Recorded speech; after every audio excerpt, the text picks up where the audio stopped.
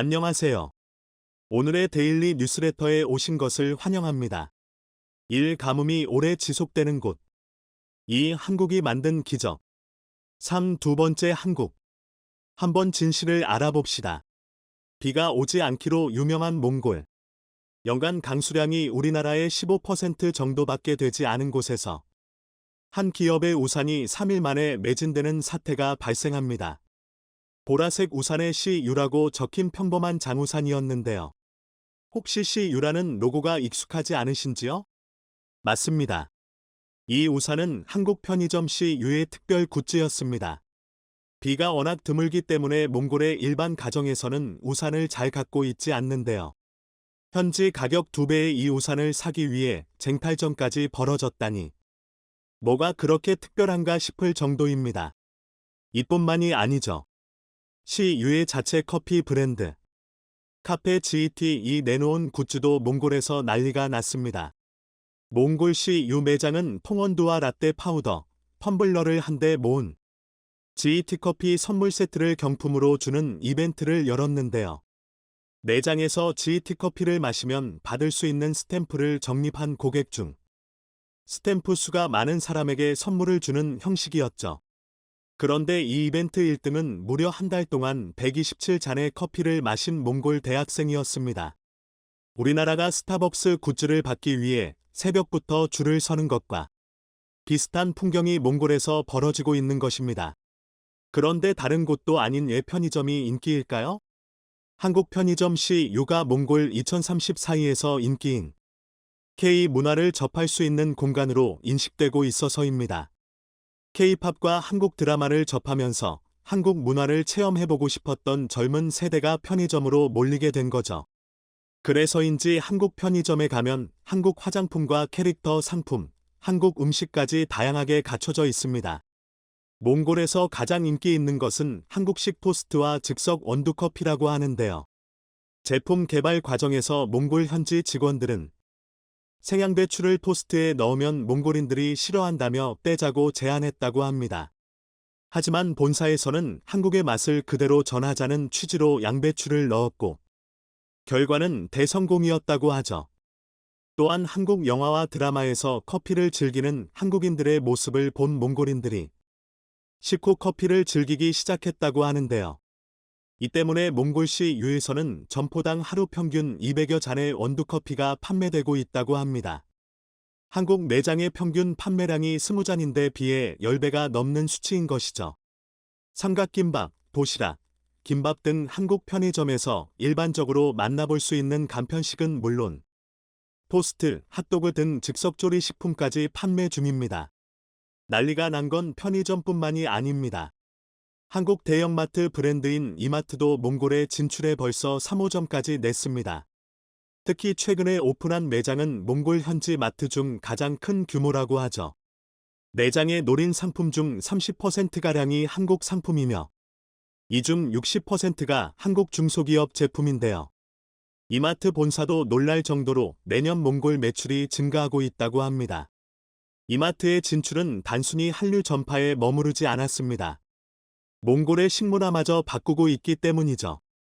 육류와 빵을 주로 먹으며 일일 일식을 하던 몽골인에게 한국식 식문화가 본격적으로 퍼지고 있는 것인데요. 이들은 일일 삼식의 곡물과 돼지고기를 먹는 등 방식으로 바뀌고 있다고 합니다. 삼겹살, 회, 김밥, 피자, 치킨 등 즉석조리 식품도 확산되는 추세고요. 특히 돼지고기에 생소한 몽골인들이 삼겹살을 맛본 후 삼겹살 사랑에 빠졌다고 합니다. 얇게 썬 삼겹살을 이마트에서 구입해 가정에서 프라이팬에 구워 먹는 경우가 늘고 있다고 하죠. 바다가 없는 나라이기에 생선을 먹는 것도 낯설었지만 이마트 덕분에 싱싱한 해산물을 접하면서 갈치, 연어, 오징어 등을 즐기게 되었다고 합니다. 최근 한류를 연구하는 많은 전문가들이 동북아 국가 내에서 일본과 중국을 잇는 다음 목적지는 어디인지에 대해 논하고 있는데요.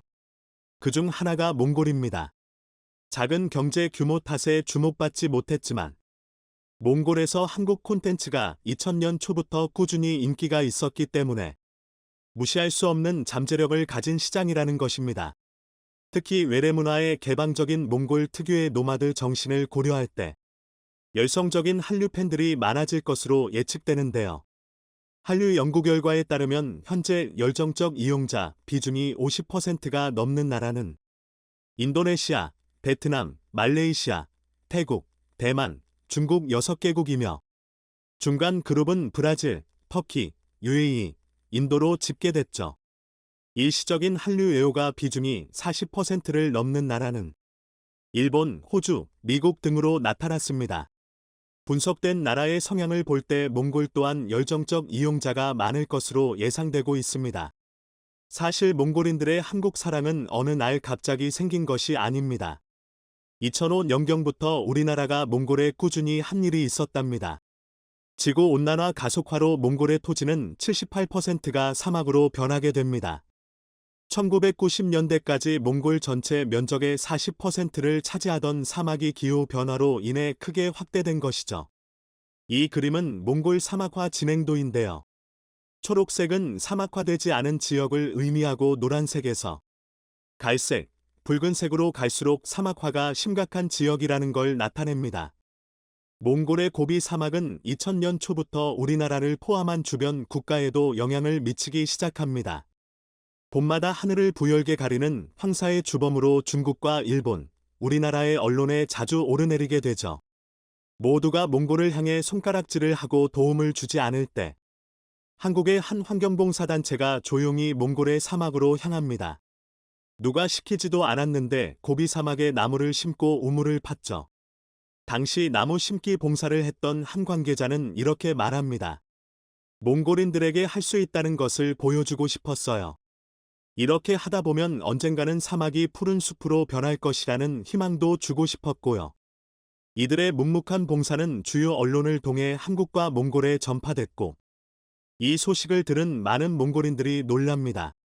국토의 대부분이 황무지로 변해가는 현실이 안타까웠지만 연소득 4,500달러의 몽골의 국력으로는 아무것도 할 수 없어 발만 동동 구르던 참이었거든요. 몽골인들에겐 황무지인 사막에 나무를 심겠다는 발상 자체도 놀라운데 아무런 대가도 바라지 않고 했다고 말하는 한국인들의 말에 깊이 감동한 것입니다. 선진국들로 인해 생긴 기후변화로 살던 곳이 사막으로 변해버려서 마을을 버릴 수밖에 없었던 환경 난민들에겐 기적 같은 일이었습니다. 이뿐만이 아닙니다. 곧이어 한국의 산림청도 두 팔 걷고 나서기 시작했거든요. 산림청은 2007년부터 2016년까지 고비 사막에 나무를 심는 몽골 그린벨트 조림 사업을 진행했는데요. 이 덕분에 축구장 3,000개 면적에 달하는 몽골의 황폐지 3,000년화가 푸른 숲으로 바뀌었습니다. 최근에는 울란바토르 시내 담부다르자 지역의 도시숲을 조성하고 있죠. 한국의 주요 대기업들도 나무 심기에 도움을 보탰고요.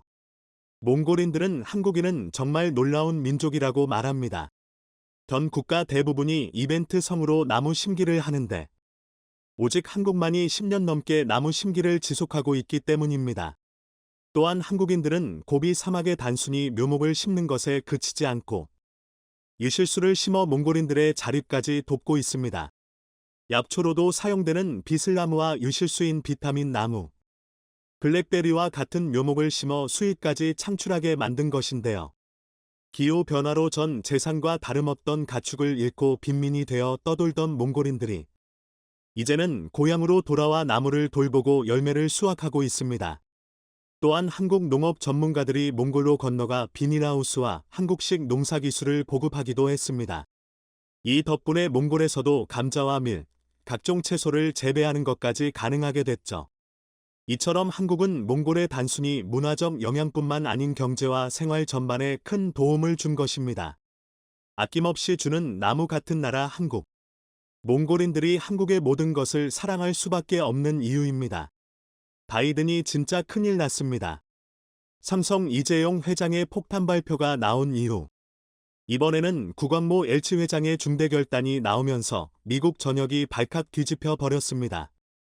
미국이 수십조 원의 보조금으로 LG에너지 솔루션과 삼성 SDI, SK용까지 세계 최고의 배터리 3사가 미국에 공장을 짓도록 했고 바이든은 이로써 2차 전지 패권을 미국이 완벽하게 쥐었다고 생각했었습니다.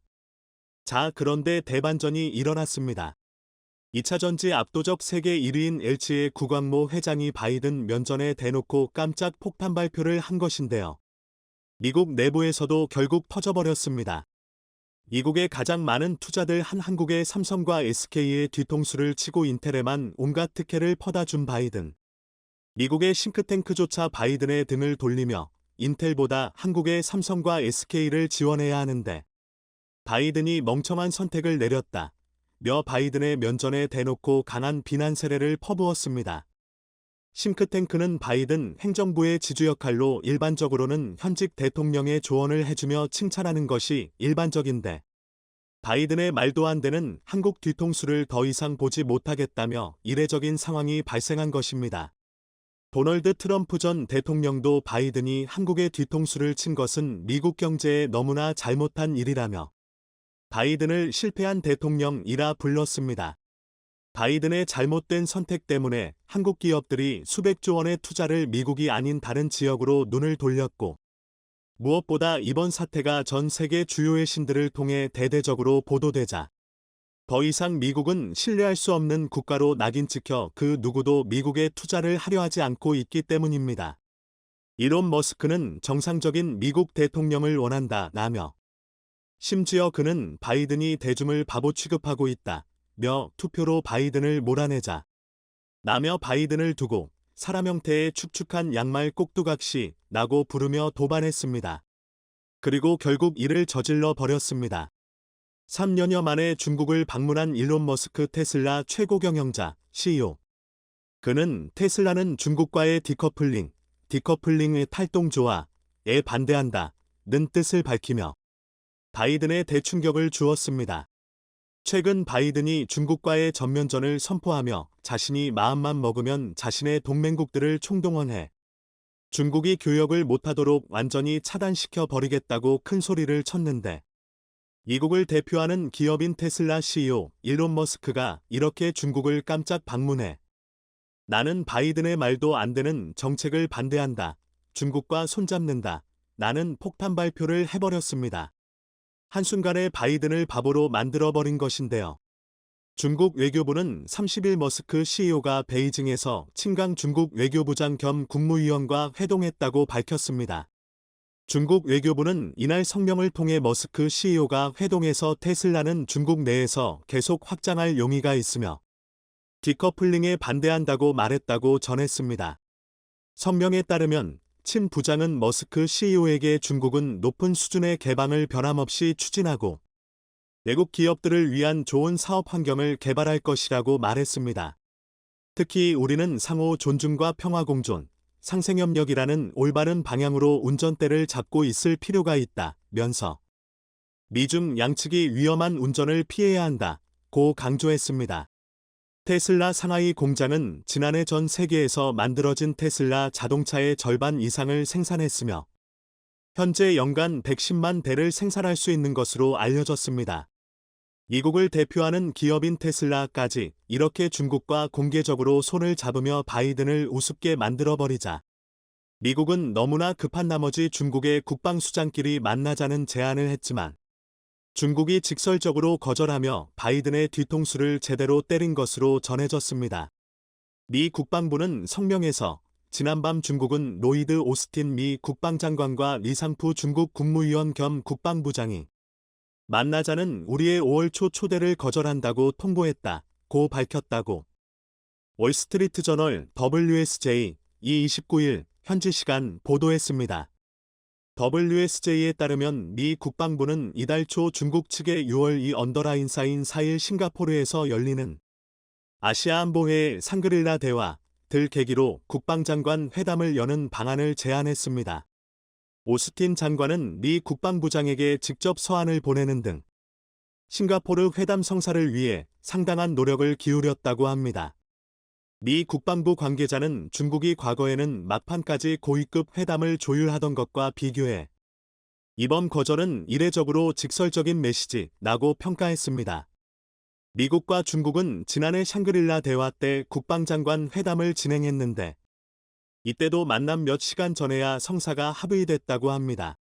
글로벌 인공지능 반도체 1위로 전 세계적인 주목을 받고 있는 엔비디아의 젠슨항 CEO도 바이든을 향해 바이든의 중국 때리기는 오히려 미국에 엄청난 피해를 입히고 있다며 최대 시장 중 한 곳에 첨단 반도체 칩을 더 이상 판매할 수 없게 되면 미국 기술 기업들이 막대한 타격을 입을 수밖에 없다며 중국 시장이 미국 테크 업계에서 차지하는 비중은 3분의 1 수준.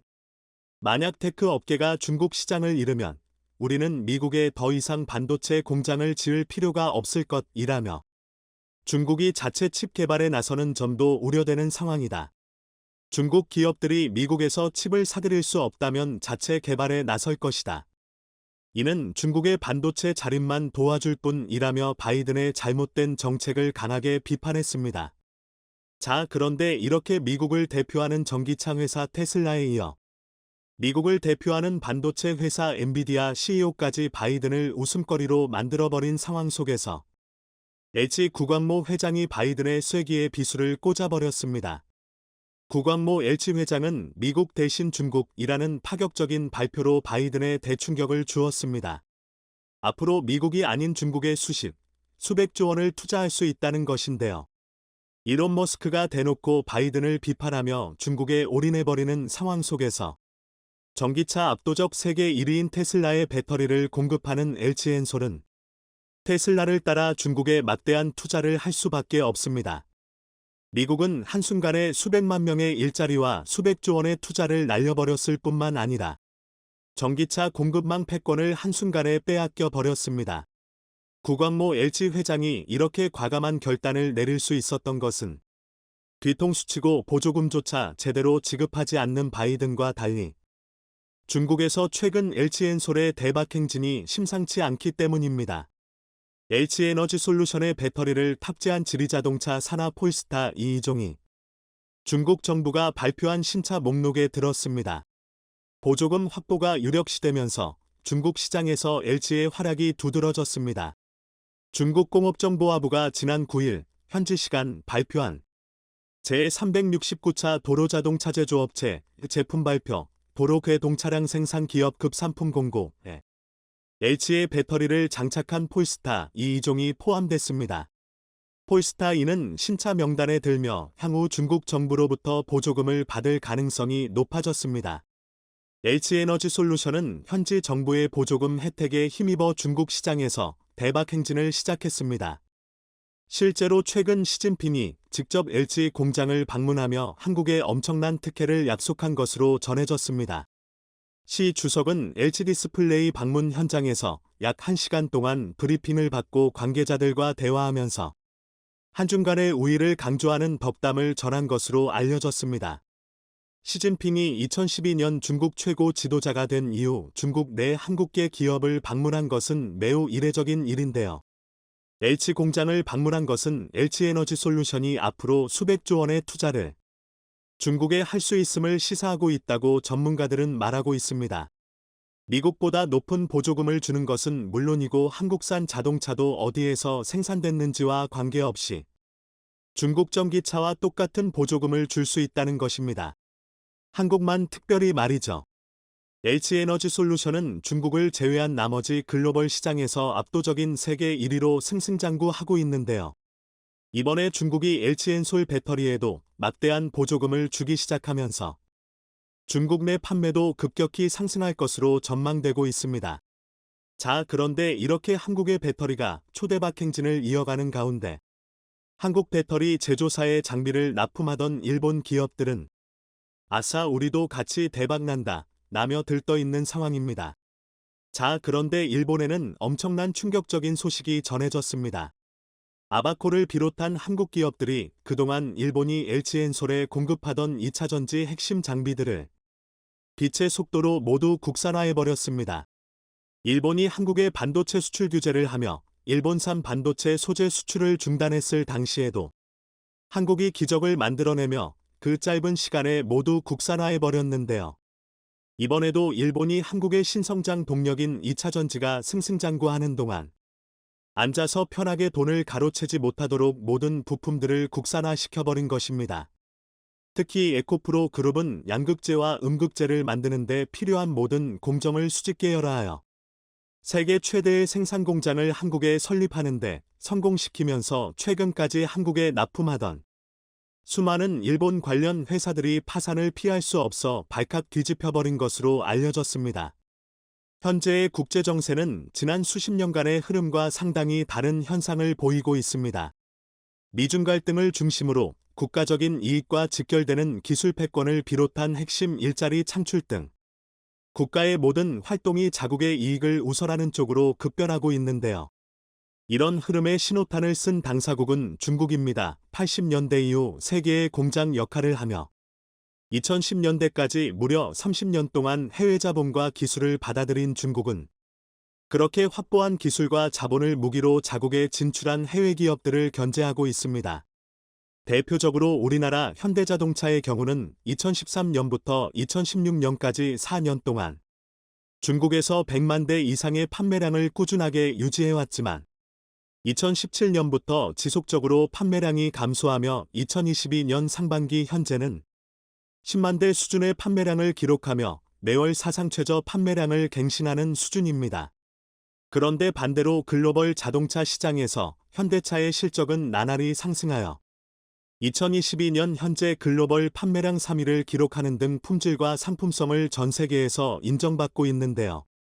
한국의 자동차가 전 세계에서 인정받지만 유독 중국 시장에서 힘을 쓰지 못하는 이유가 있습니다. 중국 정부 차원에서 해외 기업을 견제하고 자국 기업을 육성하는 정책을 펼치기 때문인데요. 이는 글로벌 시장에서 존재감이 없는 중국의 자동차 기업들이 중국 시장에서만 잘 나가는 이유이기도 합니다. 중국 당국은 현대차와 같은 해외 기업들이 중국에서 사업을 하기 위해선 회사의 지분 중 절반 이상인 50% 이상을 중국 기업이 가지고 있어야 승인을 내줍니다. 이런 정책은 이익의 분배나 기술적인 측면에서 해외 기업들에게 매우 불리하게 작용하지만 워낙 중국 시장이 크고 방대하며 성장성이 빠르기에 대다수 기업들은 울며 겨자 먹기로 이렇게 중국 진출을 해왔습니다. 여기에 추가적으로 중국 정부 차원에서 해외 기업들에 대한 보이콧을 주도했다는 사실이 드러났습니다. 한국의 경우는 사드 문제, 미국의 경우는 대만 문제를 비롯한 하나의 중국 등 각종 이유를 들며 국민 감정을 조장해 해외 기업들을 타도하는 정책을 펴왔다는 것입니다. 각종 이유를 들며 국민 감정을 조장해 해외 기업들을 타도하는 정책을 펴왔다는 것입니다. 각종 편법을 동원해 해외 기업들을 내쫓고 자국 기업들을 키워 세계 시장에 내놓고 있습니다. 그런데 이런 방식을 적극적으로 이용하여 제2의 중국이 되려는 국가들이 속속 나오고 있는데요.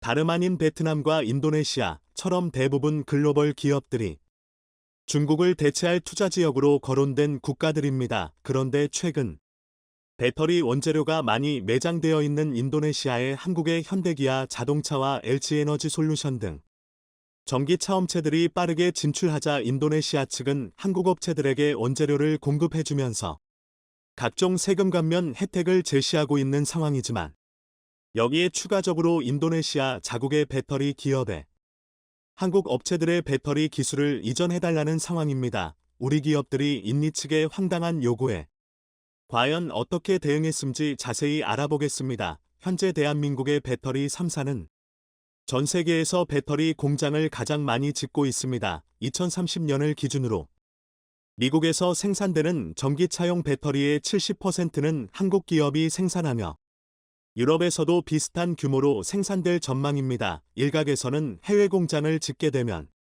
우리의 일자리가 빼앗기는 게 아니냐는 우려도 나오고 있지만 이렇게 해외에 배터리 공장을 짓는 이유가 있습니다. 우선 전기차 배터리는 굉장히 크고 무거우며 충격에 약합니다. 실제로 전기차의 원가 중 40%가량을 배터리가 차지할 정도로 비싼 것은 물론 배터리 무게만 400kg에서 500kg에 달해 전기차는 내연기관 차량보다 훨씬 무겁습니다. 그만큼 운송이 어려울 뿐더러 배터리 특성상 충격과 보관에 주의해야 하기에 운송 과정에서 비용도 많이 발생합니다. 그래서 글로벌 배터리 제조사들은 주로 전기차 수요가 몰릴 것으로 예상되는 지역의 배터리 공장을 짓고 있습니다. 현재 중국이 세계에서 가장 많은 전기차 수요가 있지만 중국 정부의 자국 배터리 기업 지원 정책으로 해외 배터리 기업은 힘을 쓰지 못하는 상황 속에 한국 배터리 기업들은 미국과 유럽의 배터리 시장을 장악했습니다. 중국이 자국산 배터리를 지원하는 만큼 미국과 유럽에선 중국제 배터리를 철저히 배제하며 현지에서 생산될 배터리에 특혜를 주고 있는데요. 이런 특혜는 현재 한국 기업들이 싹쓸이하는 상황입니다.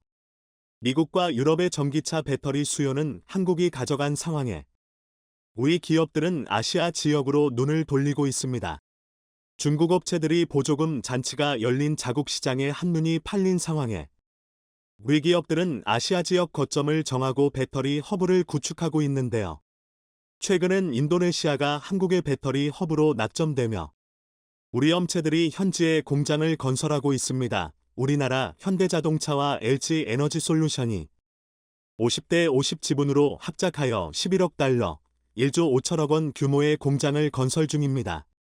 여기에 인도네시아 정부는 한국의 배터리 투자에 감사를 표하며 인도네시아 전기차 확대를 위해 일정 기간 동안 법인세를 면제하고 공장 건설에 필요한 장비와 자재에 대한 관세 면제, 전기차 관련한 세제 혜택 강화 등 한국 기업들의 활동을 돕기 위한 인센티브 제공을 약속했습니다. 이런 식의 여러 가지 세금 혜택들은 좋긴 하지만 한국 기업은 어딜 가든 환영받기에 이와 같은 혜택들은 다른 국가들도 제한할 수 있습니다. 그런데 우리 기업들이 인도네시아를 택한 진짜 이유는 바로 배터리의 원재료가 되는 니켈 때문으로 알려져 있습니다. 인니는 배터리 핵심 소재로 사용되는 니켈 매장량이 세계 1위이며 채굴량 역시 세계 1위로 배터리 사업에 필수적인 역할을 하고 있습니다. 한국 기업의 배터리 투자에 인니 측에선 배터리의 필수 소재인 니켈 공급에 차질이 없도록 노력하겠다는 의사를 밝혔지만 인니가 이렇게 협조적으로 나오는 이유가 있었는데요. 인니 측은 한국 배터리 기업들에게 혜택을 주는 대가로 자국의 국영 배터리 기업인 인도네시아 배터리 코퍼레이션 IBC에게 배터리 관련한 기술 이전을 요청했다는 것입니다. 그런데 이런 요구사항은 단칼에 거절당했습니다. 한국의 배터리 업체들은 전 세계 어딜 가도 환영받기에 인도네시아 배터리 기업에게 기술 이전을 해주면서까지 무리하게 사업을 해야 될 이유가 없다는 것입니다. 이어서 인니가 이런 식으로 기술 이전을 요청할 경우 앞으로 예정되어 있는 배터리 컨소시엄 투자마저 철회할 가능성을 예고했기 때문입니다. LG와 현대차의 배터리 공장 말고도 LG는 한국 기업으로만 구성된 컨소시엄을 꾸려 인도네시아의 배터리 원료 채굴부터 재련 과정 그리고 완성품 제조까지 배터리 시장을 한 번에 장악하기 위한 프로젝트를 기획했습니다. AX 인터내셔널이 인니의 니켈을 비롯한 원재료 광물을 채굴하고 포스코 측에서 해당 광물을 재련하여 가공한 뒤에 LG화학이 양극재를 비롯한 배터리 탑재 필수 소재를 제작하여 최종적으로 LG에너지솔루션이 전기차용 배터리를 생산한다는 계획입니다. 이는 90억 달러 가량의 예산이 필요하며 우리 돈 12조 5천억 원이 투입될 프로젝트로 인민의 최대 규모 배터리 투자 사업입니다. 이에 따라 엄청난 일자리와 기반 산업이 생겨날 전망으로 인도네시아 임장에선 지속적으로 기술 이전을 요구하면서까지 이런 초대형 투자를 날리고 싶지는 않았던 것입니다. 기술 이전이 무리한 요구이긴 하지만 인니의 상황도 이해가 안 가는 것은 아닙니다. 인도네시아 정부는 자국의 고유한 천연자원으로 자국의 기업들이 배터리를 제조하여 이익 보는 것을 원하고 있지만 현재 인니의 기술력으로는 글로벌 전기차의 배터리 공급이 무리일 정도로 기술 수준이 부족한 상태입니다. 따라서 인니는 울며 겨자 먹기로 해외 기업들에게 금사라기 같은 자리를 내주고 있는 상황입니다. 얼마 전인 7월 인니의 조코이 대통령은 한국을 찾아 정상회담을 진행했고 전기차와 배터리 분야 그리고 원자재 공급망과 재생에너지 등 다양한 분야에서 협력을 약속했습니다. 주요 내용은 인니 측이 원자재 공급을 책임질 테니 한국이 인니 현지에 적극적으로 투자를 해달라는 요청이었습니다. 결과적으로 한국과 인도네시아는 지속가능한 친환경 투자 촉진 협력각서를 체결하는 등 양국의 협력이 증진되는 것처럼 보이지만 여전히 인도네시아의 신뢰성은 낮은 상황입니다. 특히 한국과 다양한 방산 장비 도입은 물론 KF-21에 대한 연구개발 비용도 납부해야 하지만 현재도 개발 비용 납부를 미루고 있으며 그마저도 파묘를 비롯한 현물로 대납하겠다는 상황입니다. 거기다 한국의 잠수함 세척 계약마저 약속을 지키지 않는 등 인도네시아는 한국에게만 그런 것인지 아니면 국가 자체의 신뢰도가 낮은 것인지 국가 간의 약속을 제대로 지키지 않고 있습니다. 현재 인도네시아 내부에서는 자국에 투자하는 한국 기업들을 향해 자신들이 광물과 원재료를 공급하는 대가로 배터리 관련한 핵심 기술을 이전해달라며 강력하게 요구하고 있습니다. 물론 한국의 배터리 기술력은 세계 최고이고 인도네시아 측이 원재료를 공급해주는 것은 맞지만 무엇보다 중요한 건 인도네시아 측과 신뢰관계가 부족하다는 것입니다. 인도네시아 측은 한국과 정식으로 계약한 것도 지키지 않고 있는데 한국의 배터리 기술을 가져다가 인리의 한국 공장들을 철수시키고 자신의 배터리 공장을 운영하여 앞으로 미래의 글로벌 시장에서 한국의 경쟁자가 될 가능성이 높기 때문입니다. 물론 현재 인도네시아의 과학기술 수준으로 보면 인리가 급격하게 한국의 기술력을 따라잡기란 불가능에 가깝지만 한국의 경쟁 상대인 중국이나 일본 등의 국가로 배터리 기술이 넘어갈 수 있는 우려도 있습니다. 만약 인도네시아가 한국과의 다양한 계약을 철저히 지키고 관련 분담금 납부도 잘하면서 신뢰관계를 쌓았다면 어떤 결과가 있었을까요? 적어도 지금보단 상황이 좋았을 것입니다. 결과적으로 인도네시아는 자그마한 자국의 이익을 챙기려다가 더 큰 것을 놓치게 되는 상황을 맞이했습니다. 그리고 한국에서도 이젠 두 번 다시 속지 않는다는 입장입니다. 이미 중국과 베트남 등 다양한 곳에서 속았으며 이젠 다른 국가들처럼 철저하게 국익 위주로 모든 것을 판단할 능력이 생겼기 때문입니다. 현재의 인도네시아 정책 방침은 과거 20년 전 중국과 많이 닮아 있습니다. 저렴한 노동력과 세금 혜택 등의 좋은 조건으로 글로벌 기업들을 유치한 뒤에 자본과 기술력을 넘겨받아 자국의 산업을 발전시키는 것은 이미 많은 국가들이 경험했으며 결과적으로 해외 투자를 통해 잠깐의 이익을 보려다 국제사회의 새로운 경쟁 상대를 끌어들이는 실수라는 것은 인식하고 있습니다. 한국도 마찬가지입니다. 이번에 인도네시아 측의 배터리 기술 이전을 철저히 반대하고 인도네시아 측 기업들을 배제한 뒤 지금처럼 한국 기업들로만 컨소시엄을 구성하여 현지의 원재료 채굴부터 배터리 제조까지 전체적인 과정 모두를 우리가 할 수 있는 시스템으로 구축해야 합니다. 한국은 실제로 이런 식으로 컨소시엄을 꾸렸고 인리 측도 한국이 핵심 기술을 제공하지 않을 것이란 판단에 더 이상의 무리한 요구는 하지 않고 있는 것으로 보입니다. 최근 한국이 전 세계 각 대륙의 배터리 생산기지를 지으면서 미래 전기차 산업의 중요한 역할을 선점하고 있다는 소식에